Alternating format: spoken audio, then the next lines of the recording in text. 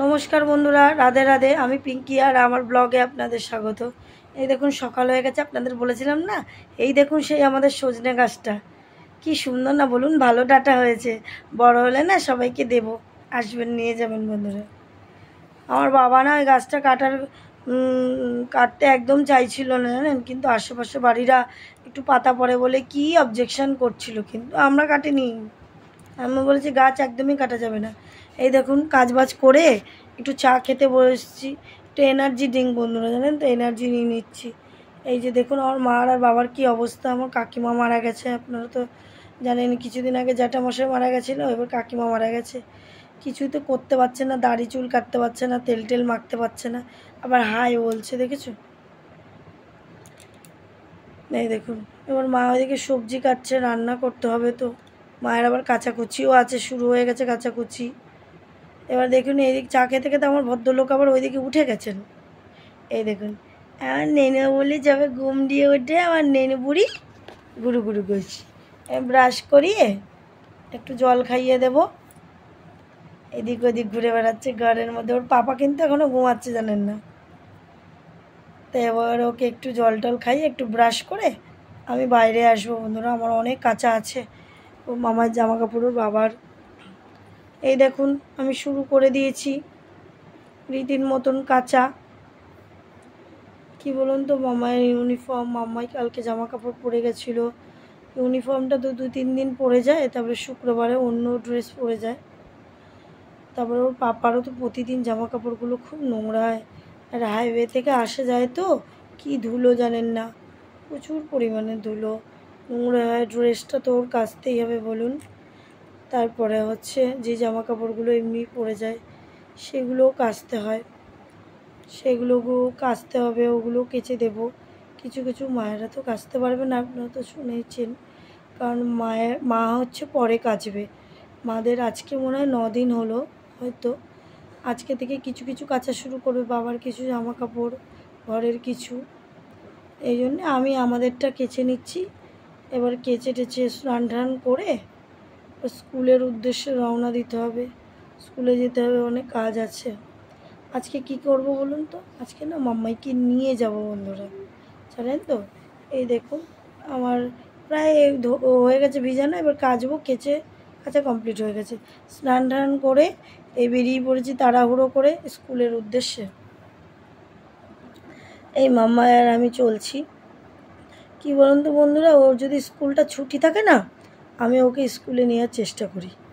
শনিবার তো আমি ওকে নিয়ে যাই, আর ইভেন অন্য যে কোনো সময় ধরেন আমার ছুটি আছে, আমি ওকে নিয়ে যেতে পারলাম না ওর স্কুলে, ওর পাপা যদি থাকে তাহলে নিয়ে যায়। কিন্তু দেখুন ওকে তো ঠিক টাইমে যদি আমি আনতে না পারি, ছোটো মানুষ তো ভয় পেয়ে যাবে। এই জন্যে আমি যখন মানে একটু দেখছি অসুবিধা হচ্ছে, তাহলে আমি আমার স্কুলেই ওকে নিয়ে যাই। বাড়িতে রাখি না জানেন তো, বাড়িতে রাখলে ভীষণ দুষ্টুমি করে, এত দুষ্টুমি করে যে সে বলার মতন নেই। এই বাইরে বেরিয়ে যায়, তারপরে দৌড়াদৌড়ি করে, মা পারে না। এই দেখো আমার কাকি কলা নিয়ে আসতে, তো বলছে দাদা খাবে, তা বলছে না। আমি বলছি না গো কাকি, ও কলা খায় না। কি বলেন তো বন্ধুরা, আমার ছেলেরা না ছোটোবেলা থেকে একদম ফল খেতে পছন্দ করে না। একটু মৌসুমির জুসটা খায়, কমলাটাকেও আমি একদম মাঝখান থেকে চিড়ে একেবারে জুস করে দিই, ওটাও খেয়ে নেয়, কিন্তু কোয়া ছাড়িয়ে খাবে না।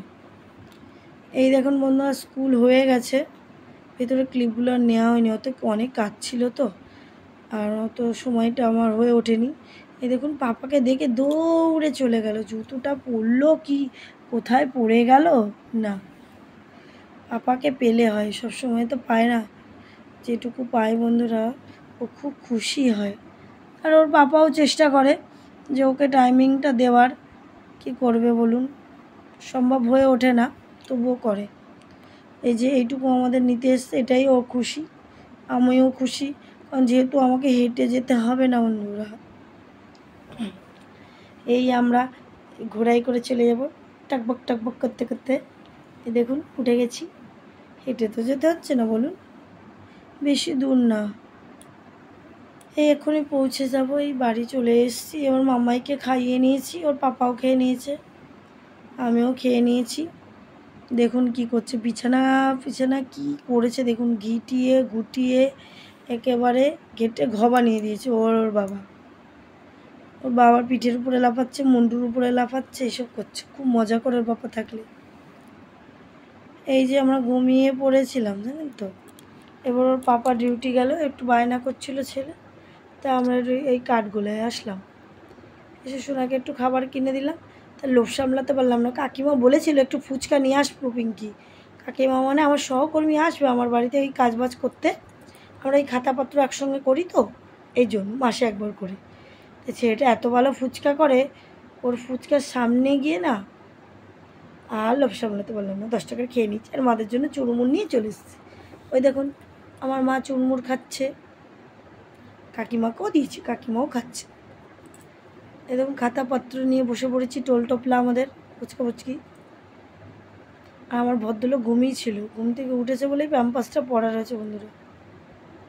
আপনারা অনেকেই জিজ্ঞেস করেছেন ও এত বড় হয়ে গেছে প্যাম্পাস পরে, কিন্তু কী বলুন তো, প্যাম্পাস পরে না লাস্টের দিকে একদম উঠতে চায় না, দুষ্টুমি করে আর ইচ্ছে করে হিসু করে ফেলে, বলেন ঠান্ডা লেগে যায় তো এই জন্য। এই দেখুন যথারীতি আমার মা আবার এইদিকে চলে আসলো রান্নার দিকে। আমার না পায়েসটা ভালো হয় না, এই জন্য মা না খুব ভালো পায়েস করে, এই জন্য আমি ওই এনে দিয়েছিলাম পায়েস এর চাল টাল দুধ টুধগুলো। বাবা এনেছিল দুধটা, কাজু কিশমিশ এনে দিয়েছিলাম। তা মা একটু এই পায়েস বানাচ্ছে আর আমি রুটি বানাবো। এবার আমি ওই দেখুন মা এদিকে টিয়ে করবে, পায়েসটা বানিয়ে নিক। ভাতও বসিয়ে দিয়েছে, আমি যাই ভাতটা নিয়ে মাম্মাইকে খাইয়ে আসি। ও দেখুন বদমাইশি করছে আর টিভি দেখছে। টিভি কী দেখছে জানেন? খবর। ওই দেখুন কি আর বলবো, আর দুষ্টুমি নাচানাচি করছে, খাইয়ে দিচ্ছি। আমার ব্লগটা যদি আপনাদের ভালো লাগে বন্ধুরা সাপোর্ট করবেন। রাধে রাধে বন্ধুরা, শুভরাত্রি, ভালো থাকবেন।